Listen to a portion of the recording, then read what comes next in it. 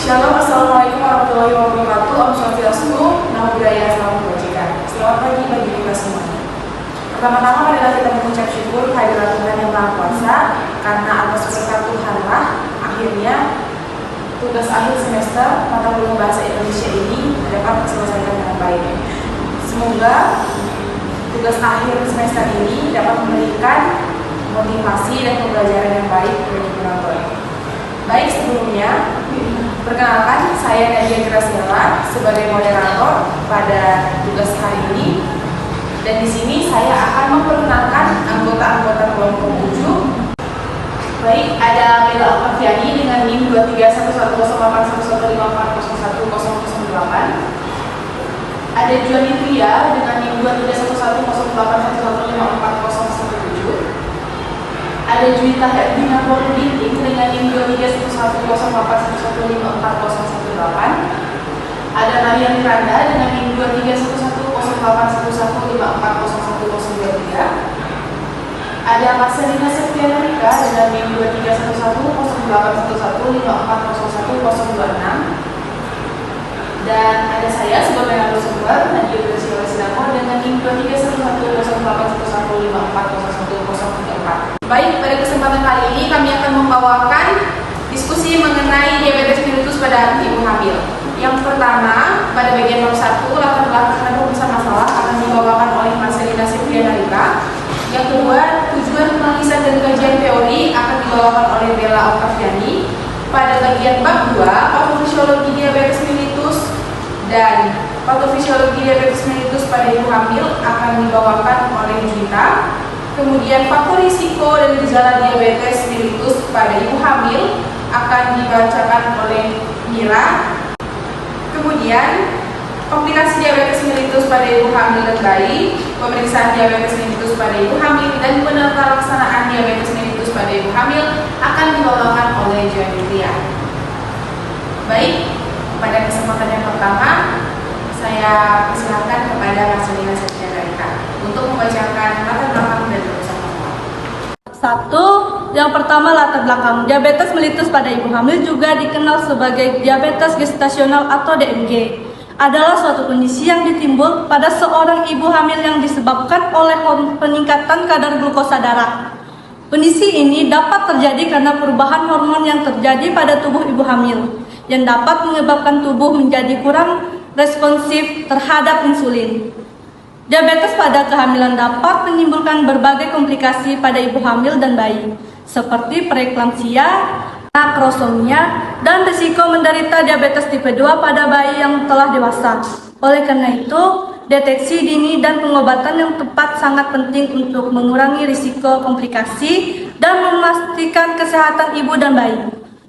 Baik, yang selanjutnya ada rumusan masalah. Yang pertama, bagaimana patofisiologi diabetes mellitus. Yang kedua, bagaimana patofisiologi diabetes mellitus dalam kehamilan. Yang ketiga, bagaimana faktor risiko dan gejala diabetes mellitus pada ibu hamil. Yang keempat, bagaimana komplikasi diabetes mellitus pada ibu hamil dan janin. Yang kelima, bagaimana pemeriksaan diabetes mellitus dalam kehamilan. Dan yang keenam, bagaimana penata laksanaan diabetes mellitus pada ibu hamil.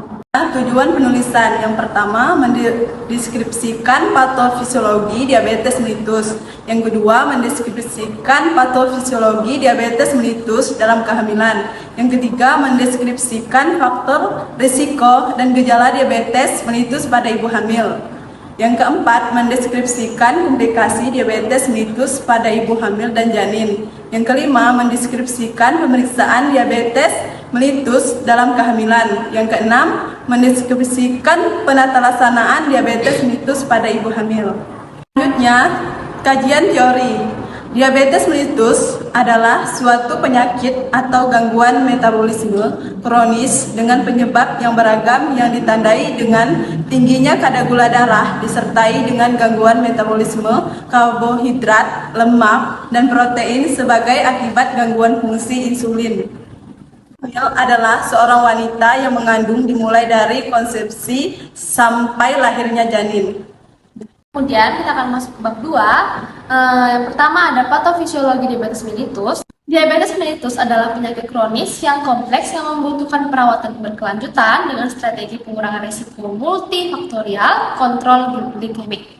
Diabetes mellitus merupakan suatu kelompok penyakit metabolik dengan karakteristik hiperglikemia yang terjadi karena kelainan sikresium kerja insulin atau kedua-duanya. Dan yang kedua ada patofisiologi diabetes mellitus pada ibu hamil. Gestasional diabetes mellitus atau disingkat GDM merupakan suatu gangguan toleransi karbohidrat atau TGT, GTT, dan DM yang terjadi atau diketahui pertama kali pada saat kehamilan sedang berlangsung. Sumber dari Konsensus Perkeni 2015. Diabetes dalam kehamilan diklasifikasikan dalam dua bentuk, yaitu diabetes mellitus mendahului kehamilan atau DM pregestasional dan DM yang terjadi pada saat kehamilan atau disingkat GDM. Faktor risiko dan gejala diabetes mellitus pada kehamilan. Yang pertama, faktor risiko diabetes mellitus. Yang kedua, gejala diabetes mellitus pada ibu hamil. Faktor risiko yang pertama, konsumsi karbohidrat. Yang kedua, aktivitas fisik. Yang ketiga, penggunaan obat. Yang keempat, stres. Yang kelima, alkohol. Gejala: A. Sering merasa haus. B. Lebih sering merasa kelaparan. C. Mudah merasa lelah dan lesu. D. Sering buang air kecil. Komplikasi diabetes mellitus pada ibu hamil. Yang pertama, komplikasi pada ibu. Yang kedua, komplikasi pada bayi. Komplikasi pada ibu. A. Melahirkan secara operasi sesar karena janin akan cenderung lebih besar. B. Keguguran. C. Terjadi kelahiran prematur. D. Preeklamsia, sindrom hipertensi, tingginya protein pada urin, dan pembengkakan pada tungkai hingga eklamsia. E. Berpotensi mengalami diabetes lagi di kehamilan selanjutnya. F. Berkembang menjadi diabetes mellitus tipe 2 meski setelah melahirkan. Komplikasi pada bayi. Yang pertama, makrosomia, bayi dengan berat badan besar. Yang B. Tachypnea, kelainan pernafasan. Yang C. Kelainan jantung. D. Kadar gula darah rendah saat lahir. E. Penyakit kuning. Pemeriksaan diabetes mellitus dalam kehamilan. Pemeriksaan atau screening untuk diabetes pada ibu hamil penting untuk mengidentifikasi ibu hamil tanpa gejala yang menderita diabetes mellitus sebelum timbul tanda dan gejala atau rasa haus berlebihan, buang air kecil sering, dan kelelahan. Ibu hamil yang berisiko mengalami diabetes mellitus gestasional atau kehamilan sebagai berikut. Yang pertama, indeks massa tubuh atau BMI lebih dari 27 kg/m². Yang kedua, riwayat diabetes mellitus gestasional atau kehamilan sebelumnya. Yang ketiga, riwayat keluarga dengan diabetes mellitus. Yang keempat, riwayat persalinan bayi besar atau makrosomia berbadan lebih dari 4 kg. Yang kelima, riwayat obstetri, kematian bayi dalam rahim atau IUVD, kecacatan bayi. Yang keenam, riwayat masalah kesehatan selama kehamilan, hipertensi, polihidromion, penggunaan kortikosteroid.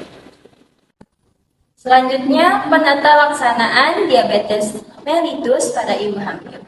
Tujuan penata laksanaan ini adalah menurunkan angka kesakitan dan kematian pada ibu dan perinatal. Hal ini dapat dicapai apabila ibu hamil dengan GDM dapat mempertahankan normoglikemik selama kehamilan sampai persalinan. Penata laksanaan ini sebaiknya dilakukan secara terpadu antar tim penyakit dalam spesialis obstetrik, ginekologi, ahli gizi, dan spesialis anak. Penata laksanaan GDM mengacu pada pilar tata laksana penyakit secara umum, namun ada beberapa pertimbangan khusus yang harus diperhatikan seperti kadar glukosa darah dan penggunaan terapi medis terkait pemilihan jenis obat. Kemudian, Saya akan membawakan bab 3, yakni bagian kesimpulan dan saran. Jadi kesimpulan dari materi kali ini yakni gestasional diabetes mellitus merupakan 2% sampai 5% kasus yang terjadi pada kehamilan.